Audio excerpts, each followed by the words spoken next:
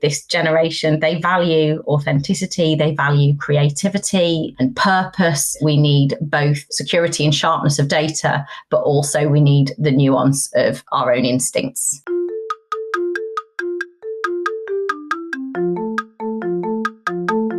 Are you a fitness-loving foodie? Then Defy Snacks is for you. Defy offers real, high-quality chocolate you love, combined with functional ingredients, giving you as much as 26 grams of protein per bag, so you can be both a little bit bad and a little bit good at the same time. As a female-owned brand, Defy dedicates a portion of its profits to other women-owned businesses. Currently sold in the US, you can find us on snacks.com and follow us on social at Defy Snacks.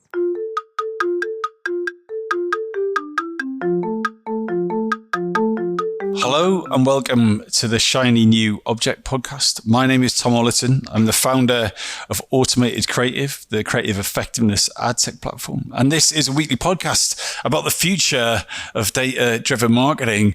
And it's the absolute joy of mine to record this every week with one of the leaders in our industry who can help shed light on what's coming next, what is their shiny new object, and why that is powerful for data-driven marketing. I'm on a call with Caroline Cockell, who is marketing director at Student Roost. So Caroline, for anyone who doesn't know who you are and what you do, could you give us a bit of background? Of course, absolutely. Yes. Hi, Tom. It's really, really great to be here talking to you. I would say I'm a career marketer. I have done nothing but marketing my entire career. I went to uni to study it and did what a lot of us did and started right at the bottom, essentially cold calling. I was trying to sell people video conferencing equipment. However, I have had the joy of working for some brilliant and diverse companies. I've worked in marketing roles, advertising roles, planning, strategy. I've done a bit of agency side, a bit of client side, a lot of client side, in fact. And I've worked in sectors such as travel, hospitality, FMCG, retail. I feel like I've done a bit of everything. I did a little bit of a stint as a consultant and a digital marketing trainer at one point as well, while my daughter was little. But now I am director of marketing for student accommodation brand Student Roost, and I've been there for 4 years. And it's hugely exciting because it's such a young, dynamic audience that we are obviously marketing to. It makes for a very interesting job as a marketer. And can you just give an overview of Student Roost for anyone who's like not UK based and might be less familiar? Absolutely. So we are it's known as purpose-built student accommodation. So we effectively provide private halls for students. We've got 55 properties across 20 cities, over 20 cities in the UK. And it is nothing like what student accommodation looked like when I was at university. These accommodations provide students with everything from gyms and cinema rooms and karaoke suites and lots of kind of events and well-being activities. Karaoke suites? Are you kidding? I'm not kidding. Because when you said it's nothing like uni, I was like, yeah, it's going to be different. But karaoke suites, is that necessary? Honestly, it's wild. We're all about well-being. It's all about students having a fantastic time at university and being able to build connections and friendships. And that doesn't happen sitting in your ensuite bedroom. It happens when you're enjoying events with friends and meeting new people. So it's just such a huge part of uni life, isn't it? It's not just about the education. It's about the relationships you build and the life skills you develop. So we're kind of all about that. And what's it going to be like 20 years hence if karaoke rooms are the norms now? Is it? I dread to think. Helicopter pads or something? I don't know. Submarines? We've literally just built one that's got a rooftop running track. So yeah, I mean, anything's possible.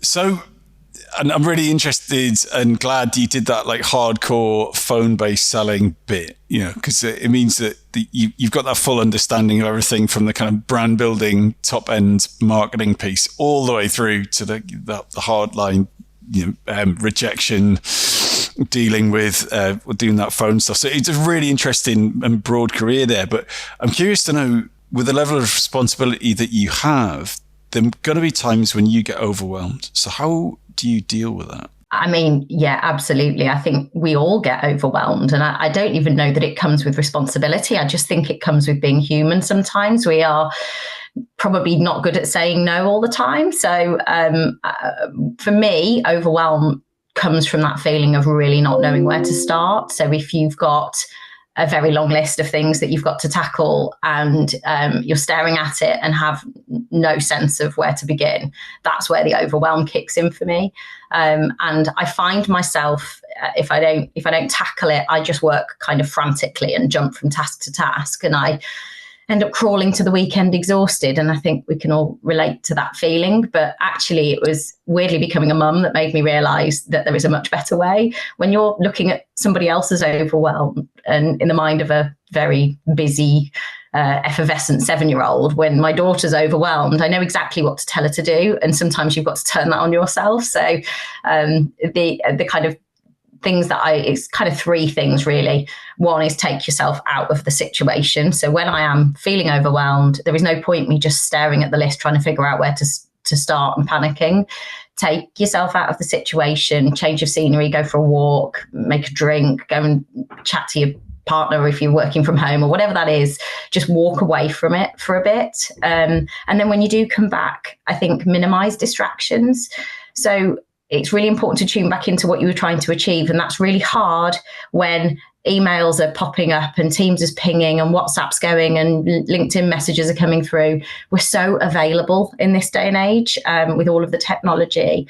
I think you have to kind of close all your tabs and, put yourself on do not disturb and reprioritize. And once you've done that, time blocking in your diary and stick to it. Just create the space to, tackle that reprioritized list without letting other things come and, hijack your list and add more into it. And yeah, it's funny that I only really learned this through helping my daughter through her own overwhelm. I think I've probably spent too long just trying to juggle everything and exhausting myself. So yeah, that's my top tips, I suppose, if you're feeling overwhelmed. How do you get back on track?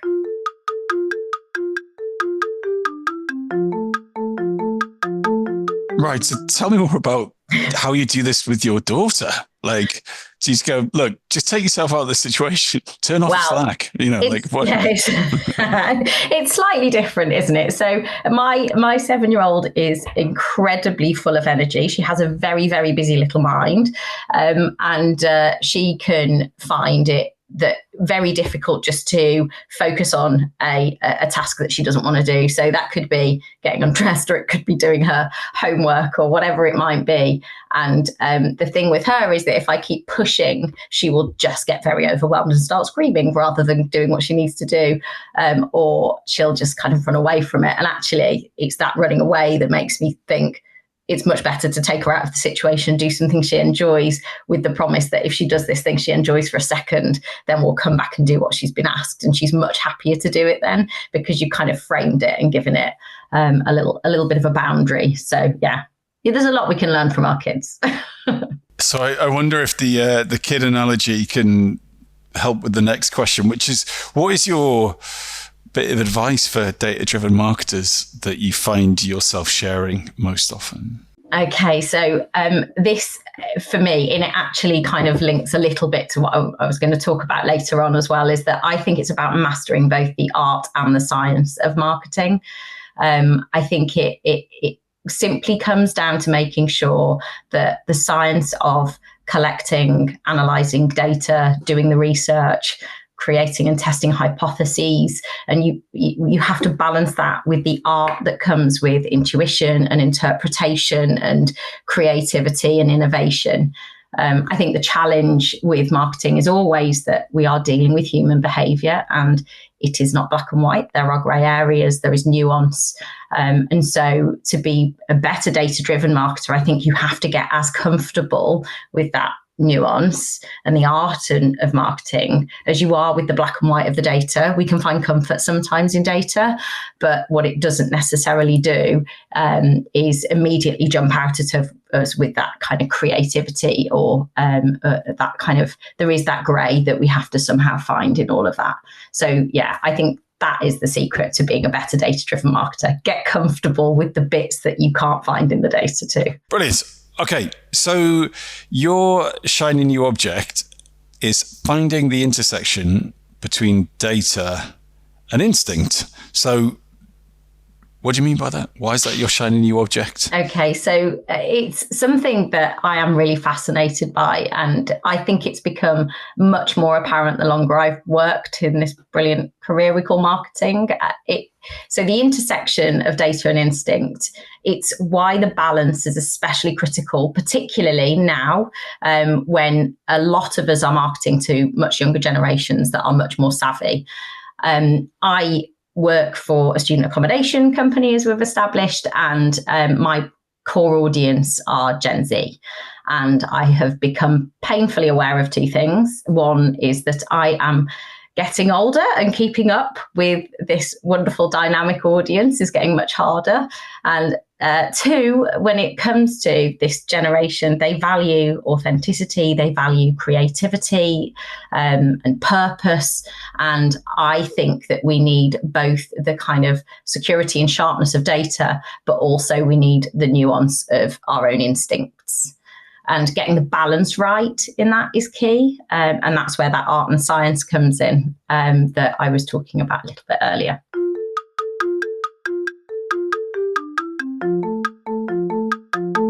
This episode of the Shiny New Object podcast is brought to you in partnership with MadFest. Whether it's live in London or streamed online to the global marketing community, you can always expect a distinctive and daring blend of fast-paced content, startup innovation pitches, and unconventional entertainment from MadFest events. You'll find me causing trouble on stage, recording live versions of this podcast, and sharing a beer with the nicest and most influential people in marketing. Check it out at www.madfestlondon.com.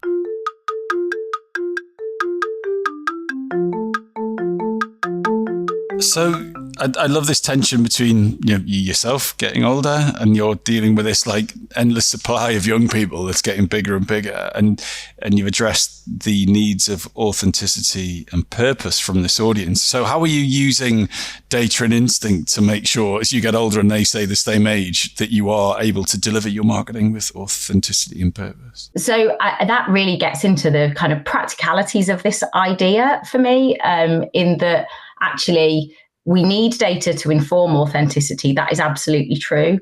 They have a very keen eye for it. They do not want just personalized advertising. They want brands that align to their values. And I think that whilst the data can tell us lots about their preferences, I believe that it is our instinct that help us to navigate the kind of emotional, cultural, ethical nuances that resonate with the younger generation. So if we use the data to find the trends, but then we can use some of that, the gut and instinct to create messages that feel genuine. And I guess when I talk about kind of gut and instinct, I do feel like it's come from this idea that we have become a world that's quite kind of obsessed with data. And I think that instinct probably has a bit of a bad rep because it isn't provable. And I'm not suggesting that we should rely on instincts alone, but I think instinct isn't like a mystical force. It comes from years of experience, the accumulation of knowledge, and it comes from an ability to empathize with our audience. And that empathy is really hard to find in the data. That's the gray. And I think so for me, in kind of trying to create authentic brand messaging or authentic brands, we have to be able to use that kind of human behavior and understanding of lived experiences that other people have had to inject the data with the power of our experience and our understanding of people. There's so much stuff in there. And it reminds me of an interview that I did for a book that I'm writing on data and creativity with a lady called Tiffany Rolfe, who is a chief creative officer, I think, or something like that, at RGA in the US. So, and she said, as marketers or marketing people, we have a very limited data set, which is our own experience, as you say. But that data set gets bigger as you get older. I thought, brilliant. Of course it does. So I thought that was quite a nice way of like referring to what you're talking about. And your gut instinct actually should get better as you get older if you stay attuned to these cultural and emotional elements that you're talking about. But what I love is that you're talking about instinct comes from empathy. And so if you're curious about your audience, you're curious about these cultural and like emotional shifts, then you will have a view of their experience, become empathetic, and then you can actually make marketing comms that talk to those things. So what I would love to know is, do you have like an example of when you've done that, when you've taken data to identify trends and then done the gut driven piece to produce work that has worked? Oh, absolutely. I mean, so when I first started where I'm working right now, I think that and I say we as a brand, the brand had got a little bit bogged down in the way things had always been done. So relatively new sector, actually. Probably PBSA has only been around for 15 or so years. And sorry, what was that anagram? Sorry, purpose-built student accommodation. It's only been around for about 15 or so years. And so the marketing sort of strategy was very much rooted in what we've always done, and there wasn't a lot of innovation going on. And one of the kind of downsides to this was that it had become very promotionally driven, very kind of price driven, and again, understanding this audience that I'm talking to, students, Gen Z, price is really important. They're very price sensitive, of course they are, but actually it is not top of their list when it comes to how they're making their decisions, because they expect more from their brands. And so for us, needing to find this emotional connection was the way that we were actually going to be able to sort of sell more efficiently, more effectively, and convince people to move from that kind of consideration list into buying what is a very high value, complex purchase decision. They're effectively signing up to probably their first ever tenancy agreement. So it's a big decision, and so I could see that there actually wasn't a lot of data. There actually wasn't a lot to tell us what was actually making a difference. But what we knew from talking to customers was that actually they didn't have the why. They didn't understand why choose Student Roost over somebody else. You've got accommodation available in the same city by somebody else. What's the difference? And it became apparent that we needed to connect on an emotional level with this audience. And it's funny, just going slightly off track here, or off piste with something that I was reading earlier this week. There was a great article on LinkedIn by the CEO of Grocery Insight. And it's been years since I've been in FMCG or retail now, but he was talking about Asda, and talking about how shopping Asda's aisles it's become overrun by branded promotional point of sale. So the ends of the aisles are covered in the supplier brands. And for me, that's an example of where on paper, more commercial money is propping up the sales, money from the suppliers, but in turn it's turning off customers because they don't know why shop at Asda anymore, because there's very little of Asda left. It's just the brands on the shelves. And I found that really fascinating, because it's that same premise that it's very easy to get kind of caught up in the price element, especially when you're talking about a price sensitive audience. But it doesn't mean that audience don't need to feel the why, the why this brand, how does this brand connect to my values? So yeah, that's kind of why this kind of is a constant questioning in my head.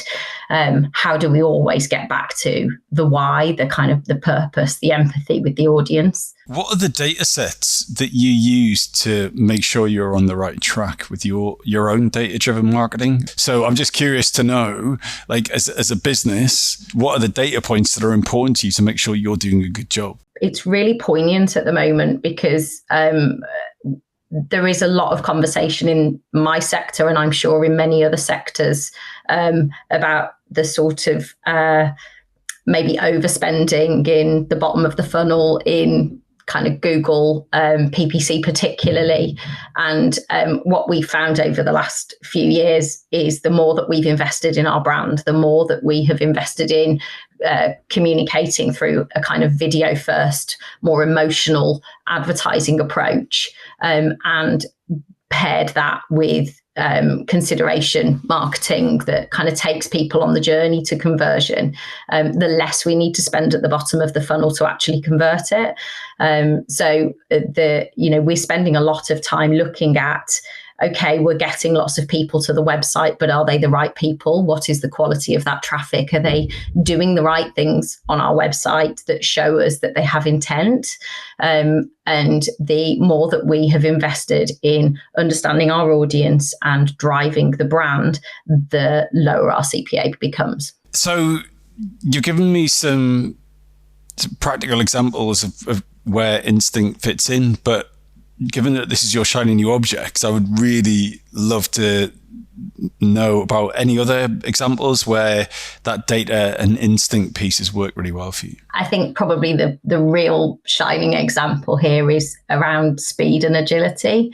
I think we've all been in a position where we're so busy kind of focused on the precision of trying to prove something that we might have missed an opportunity. And I think a good example of that, particularly when we're talking about this kind of world of social media, is that trends on social media come and go in the blink of an eye. And by the time the data tells us something is trending or something is working well for another brand, the moment's probably already passed. And actually that the instinct that's born out of experience becomes really crucial here, because it is your gut that's going to tell you that you should be jumping on a trend before it becomes obvious, before the data's telling you that it's getting, lots of engagement, and it allows you to stay ahead of the curve and remain relevant. And so for me, this is where it really kind of supercharges the data that you have got, if you can bring in some of that experience to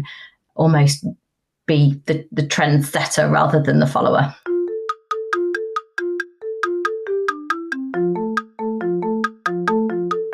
Yeah, that's nice. And it sort of ties back into that idea of the older you get, the more data you have in your own head.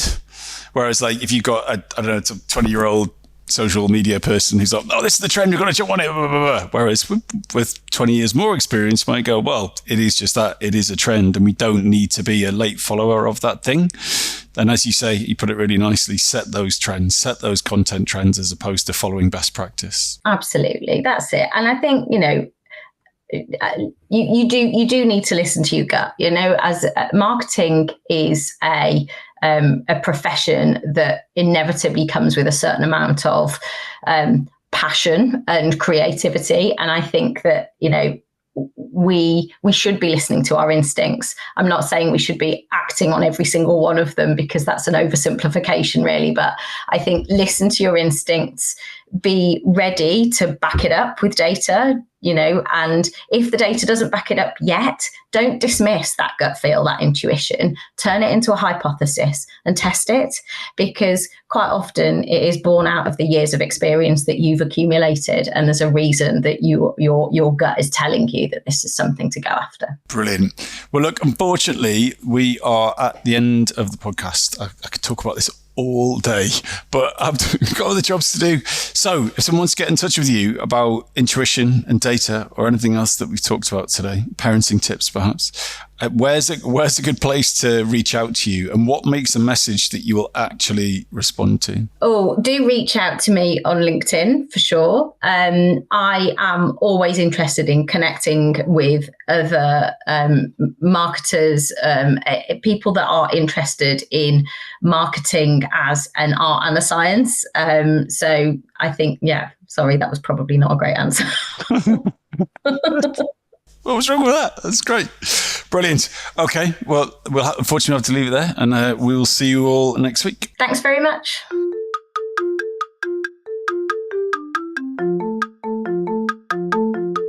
Hi. Just before you go, I'd really appreciate it if you could take the time to write a review of the Shiny New Object podcast on Apple Podcasts or iTunes, whatever it's called these days, or whichever podcast provider you use. We're an indie podcast, so it would go a long way for us if you could just share the word and give us a bit of a support on those channels. That'd just be fantastic. If you haven't got time, that's also cool. And yeah, if you could tell your colleagues about the podcast, and also, if possible, don't forget to subscribe. And I'd love to hear your feedback.